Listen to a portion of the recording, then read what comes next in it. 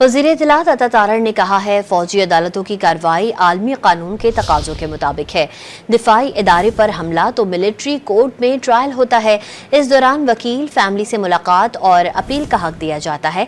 बानी PTI तो अपने दौर में फौजी अदालतों में ट्रायल की फजीलतें बयान करते रहे हैं।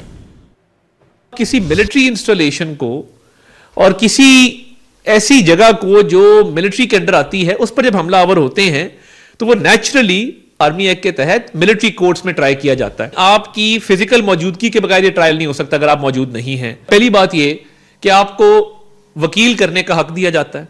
नंबर 2, आपको फैमिली तक एक्सेस दिया जाता है।